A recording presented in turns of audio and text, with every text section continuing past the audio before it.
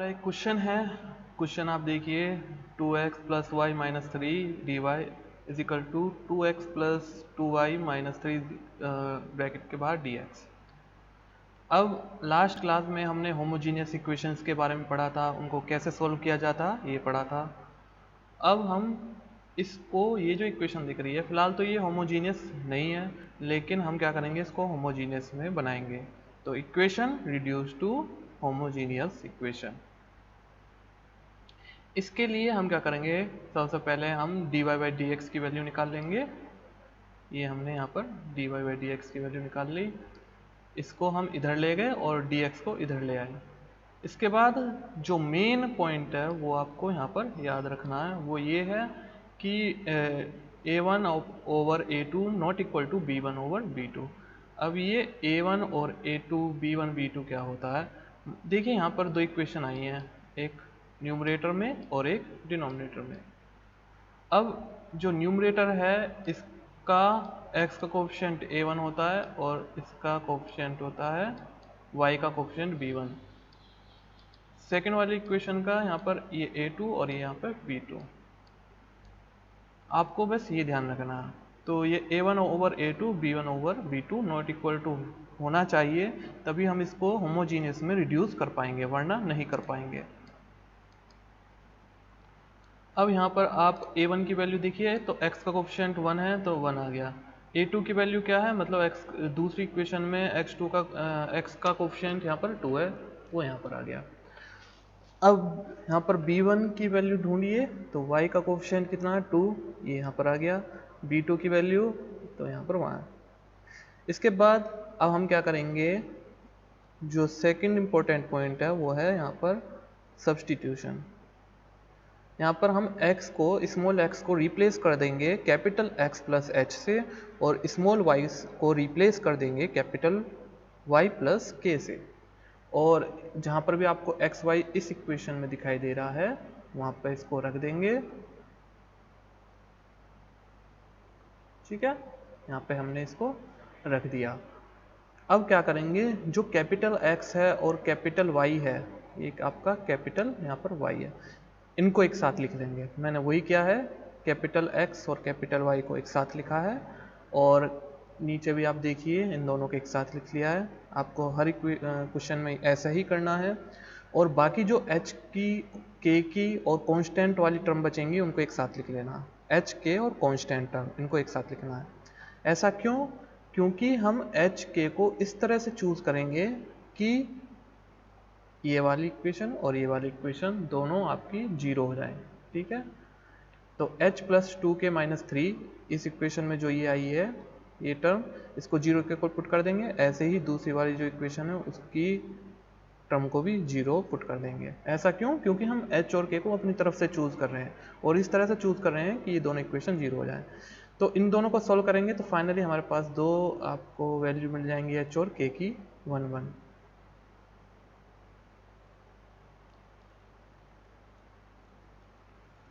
अब यहाँ पर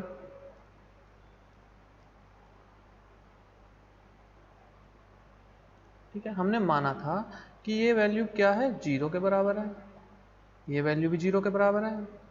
तो बेसिकली होगा क्या कि ये दोनों हट जाएंगे इस टर्म से, तो बचेगा क्या है आपके पास, x plus 2y over 2x plus y, ये आ गया, ठीक है। और एक चीज और ध्यान देंगे, यहाँ पर ये जो यहाँ पर dy बाई डी है इसको भी रिप्लेस कर देंगे। कैसे, इस टर्म को लेंगे और इसको यहाँ पर आप कैपिटल x के रेस्पेक्ट में इसको डिफ्रेंशिएट कर दीजिए। तो क्या आएगा, dx over capital X is equal to 1 आ जाएगा, इसका कैपिटल X का 1 और h का यहाँ पे h कॉन्स्टेंट की तरह ट्रीट करेंगे तो h तो आपका 0 हो जाएगा। तो dx की वैल्यू कितनी आ जाएगी यहाँ पर, dx is equal to capital, यहाँ पे d कैपिटल X। ऐसे ही dy की वैल्यू निकालेंगे तो स्मॉल dy जो होगा वो क्या आ जाएगा यहाँ पर d और कैपिटल Y। तो dy यहाँ पर dy को इससे रिप्लेस कर देंगे, dx को इससे रिप्लेस कर देंगे। तो बेसिकली होगा क्या, यहाँ पर आपका dy और कैपिटल यहाँ पर दोनों जगह कैपिटल आ जाएगा।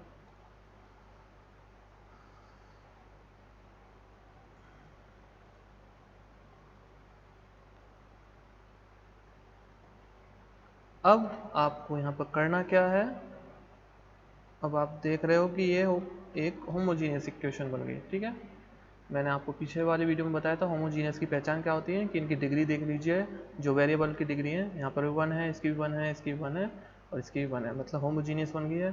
ठीक है, तो इसको रिप्लेस, अब होमोजीनियस की तरह इसको सॉल्व करेंगे, capital y equal to v x मान लेंगे। ठीक है, जैसे हमने पीछे किया था।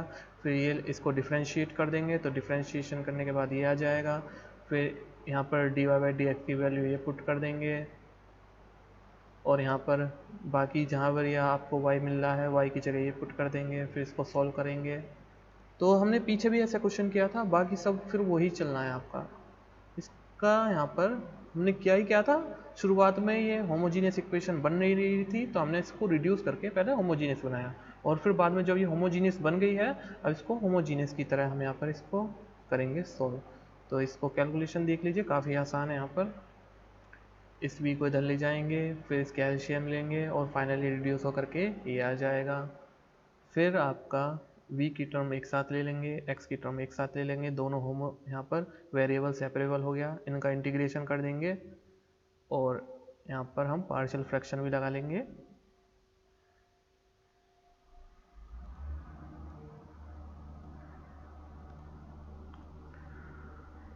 इसको अलग अलग लिख लेंगे, 2/1 माइनस वी स्क्वायर और v/1 माइनस वी स्क्वायर अलग अलग लिख लिया सॉल्व करने के लिए। फिर यहाँ पर हमने इनको सॉल्व किया, इंटीग्रेशन किया इनका। इसके बाद यहाँ पर लॉग की प्रॉपर्टीज़ लगेंगी और फाइनली हमारे पास जो रिड्यूस होकर के इक्वेशन आ जाएगी वो ये होगी।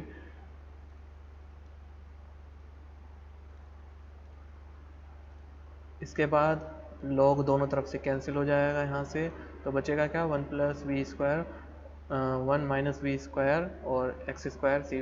और यहाँ पे ध्यान रखना है एक्स कैपिटल चल रहा है। ठीक है, और v की वैल्यू पुट कर देंगे कैपिटल y ओवर x। ठीक है, जहाँ पे आपने v यहाँ पर जहाँ भी आपको v दिख रहा है वहाँ पर आप कैपिटल y ओवर x से उसको रिप्लेस कर देंगे और उसको थोड़ा और सॉल्व कर लेंगे और सिंप्लीफाई करके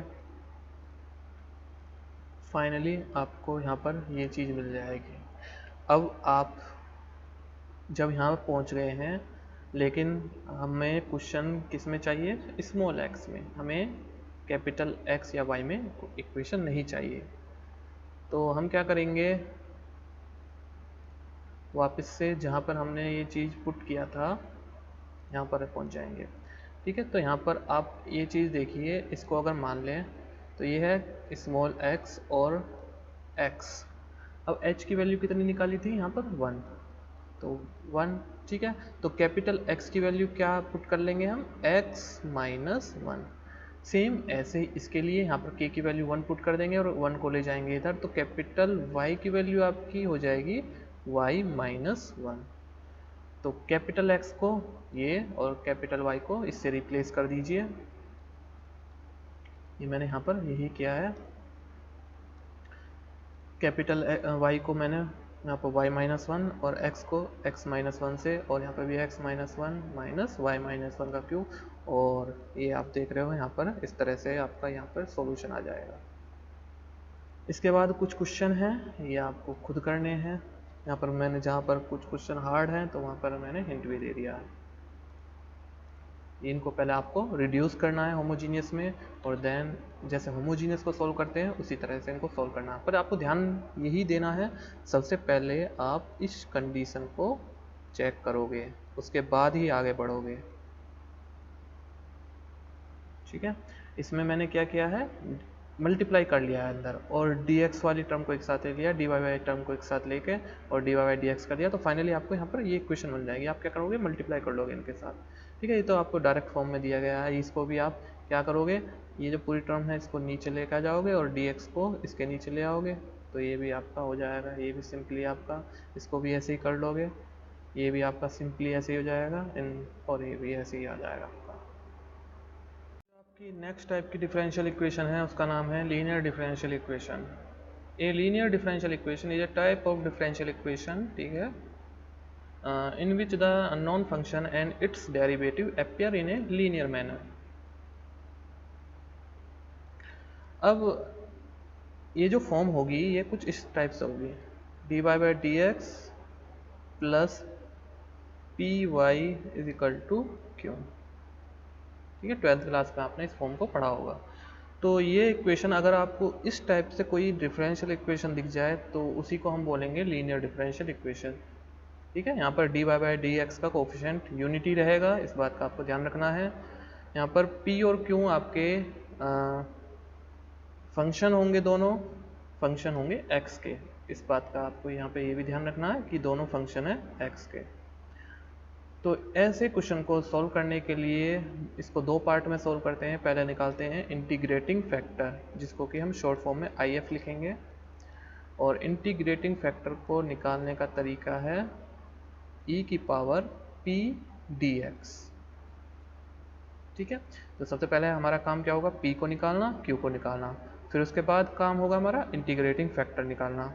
और आफ्टर दैट उसके बाद हम क्या करेंगे, y into I F. Complete solution अगर हमें निकालना है तो उसके लिए आपको क्या चाहिए, इंटीग्रेटिंग फैक्टर चाहिए। और फाइनली कंप्लीट सॉल्यूशन के लिए इस इक्वेशन का यूज करेंगे, y into integrating factor q into integrating factor dx plus C. ये आपका फाइनली आपको सॉल्यूशन यहाँ पर प्रोवाइड करा देगा। क्या है ये, y into integrating factor is equal to integration of q into integrating factor और यहाँ पर dx प्लस सी। तो ये आपका कंप्लीट सॉल्यूशन है। ये हमारा एक क्वेश्चन है LDE के ऊपर, शॉर्ट फॉर्म में लीनियर डिफरेंशियल इक्वेशन को LDE बोलते हैं। तो आपको मैंने जैसे कि बताया है ऊपर कि dy by d x plus p y is equal to q की फॉर्म में इक्वेशन होती है आपकी। तो आपको कुछ कुछ दिख तो रही होगी लेकिन पूरी तरह से यहाँ पर दिख नहीं रही। क्यों, क्योंकि यहाँ पर dy बाई डी एक्स का कोफिशिएंट साइन x है, जबकि यहाँ पर होता है यूनिटी। ठीक है, तो यूनिटी बनाने के लिए आप क्या करोगे, सबसे पहले तो पूरी इक्वेशन को मल्टीप्लाई कर दोगे 1/sin x से। तो क्या होगा, ये इसके नीचे चला जाएगा और यहाँ पर चला जाएगा। तो फाइनली आपको ये इक्वेशन मिल जाएगी। अब आपकी ये एक लीनियर डिफरेंशियल इक्वेशन, ठीक है, मिल गई है। p की वैल्यू निकालिए। p की वैल्यू होती क्या है, मतलब कि y का कोफिशिएंट। y का कोफिशिएंट कितना है यहाँ पर, 3/sin x। sin x को ऊपर ले जाएंगे तो 3 cos x। और आपका q क्या है, cos/sin x, जो कि आपका ट्रिग्नोमेट्री में क्या हो जाएगा, ये cot x भी होता है। अब आपको निकालना है यहाँ पर इंटीग्रेटिंग फैक्टर। इसके लिए मैंने आपको फॉर्मूला बताया ही था ऊपर, e की पावर में integration of p dx। p की वैल्यू ये रही और इसका इंटीग्रेशन क्या होता है, cos x का, ये होता है log cos x minus cot x। ठीक है, यहाँ पर ये 3 है। तो हम क्या करेंगे, इस 3 को ले जाएंगे इसकी पावर में। आपको पता है log की प्रॉपर्टी होती है ये, हाँ, n log m is equal to log m की पावर n। ठीक है, तो ये जो यहाँ पर होता है मल्टीप्लाई में, वो पावर में चला जाएगा। और ये भी पता होगा कि e की पावर log आपका, ये यहाँ पर अगर x है तो ये 1 हो x हो जाएगा। ठीक है, मतलब जो भी log के अंदर आता है वो डायरेक्ट उसको ऐसे लिख देंगे। तो यहाँ पे log के अंदर क्या आ रहा था, cos x minus cot x और इसकी पावर 3, ये 3 यहाँ पर आ जाएगा ना। तो ये आपका फिर log से ही कैंसिल और फाइनली आपको यहाँ पर ये मिल जाएगा। ठीक है, अब इसको करते हैं थोड़ा सॉल्व। cos x को 1/sin x द्वारा से वैसे ही लिख लेंगे और cot x को भी एक्सपेंड फॉर्म में लिख लेंगे, cos x and sin x।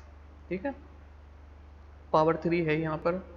अब क्योंकि डिनोमिनेटर सेम है तो एलसीएम लेके इसको थोड़ा सॉल्व कर लेंगे। तो ये क्या जाएगा आपका, 1 minus cos x over sin x की पावर 3 इज इक्वल टू, अब यहाँ पर हम क्या करेंगे, cos का हाफ एंगल वाला फॉर्मूला लगाएंगे। आपको पता होना चाहिए हाफ एंगल वाले फॉर्मूले, तो वो वाला फॉर्मूला लगाएंगे जिसमें कि ये 1 कैंसिल हो जाए। ठीक है, तो आपको याद हो cos का एक फॉर्मूला होता है x यहाँ पर माइनस साइन के लिए यहाँ पर माइनस, यहाँ पर प्लस। ये किसका फॉर्मूला होता है? cos 2x का, हाफ एंगल वाला। ठीक है, cos 2x इजिकल टू क्या होता है? 1 माइनस 2 साइन स्क्वायर एक्स। तो यहाँ पर तो x है, तो मतलब कि 2 तो है ही नहीं, तो यहाँ पर क्या हो जाएगा? x/2 हो जाएगा अगर यहाँ पर x है तो। ये वाला फॉर्मूला यहाँ पे पुट करेंगे तो आप देखोगे कि माइनस तो पहले ही लगा हुआ है, तो माइनस माइनस प्लस हो जाएगा, साइन चेंज हो जाएंगे, तो ये प्लस में आ जाएगा साइन और ये माइनस में हो जाएगा, तो माइनस माइनस यहाँ से आपका 1 कैंसिल हो जाएगा।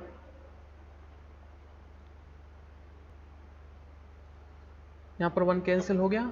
इसके बाद बचा आपका ऊपर क्या? 2 साइन स्क्वायर x/2। और ऐसे ही साइन का भी आपको पता है, एक फॉर्मूला होता है हाफ एंगल में, साइन 2x क्या होता है? 2 साइन x cos x। ठीक है, अब क्योंकि यहाँ पर 2 नहीं है तो यहाँ पे क्या करेंगे? इनका हाफ कर देंगे एंगल। ठीक है, तो साइन x का क्या हो जाएगा? 2 साइन x/2 cos x/2। तो यहाँ पर आपका वो भी आ गया। अब फाइनली आपका ये आ गया इक्वेशन। यहाँ से आप एक पावर कट जाएगी आपके और 2 से 2 कैंसिल, और बचेगा आपके पास साइन x/2 cos x/2 जो कि होता है tan x/2, और क्यूब लगा देंगे तो tan x की क्यूब, tan क्यूब x/2। तो आपका इंटीग्रेटिंग फैक्टर ये आ जाएगा। अगर हम उसको ऊपर ऐसे ही छोड़ देते तो होता क्या? थोड़ा हमें नीचे इंटीग्रेशन करने में प्रॉब्लम आती, तो इसलिए हमें उसको थोड़ा सा यहाँ पर क्या करना पड़ा? सॉल्व।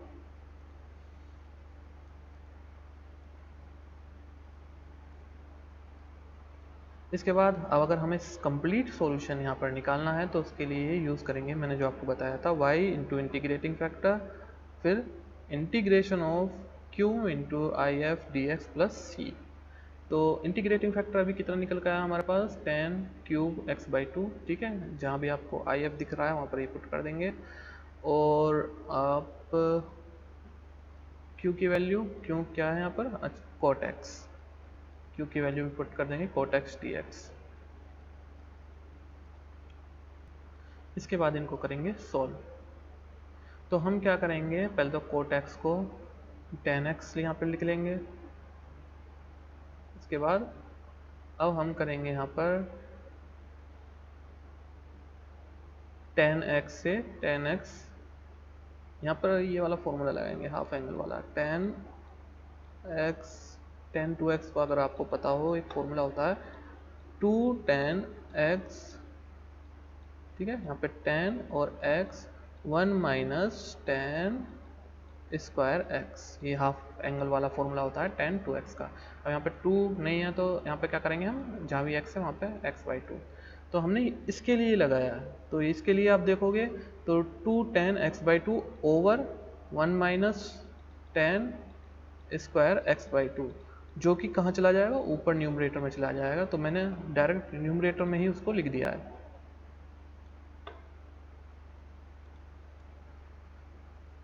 इसके बाद इसको भी रफ कर देते हैं।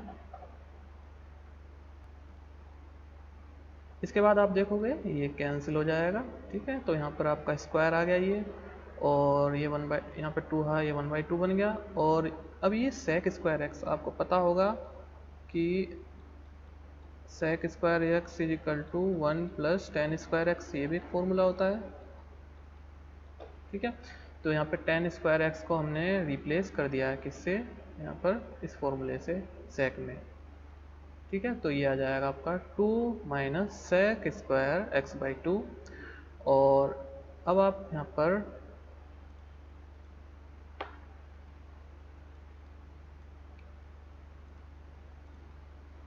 इस tan को कर दोगे अंदर मल्टीप्लाई, तो क्या होगा?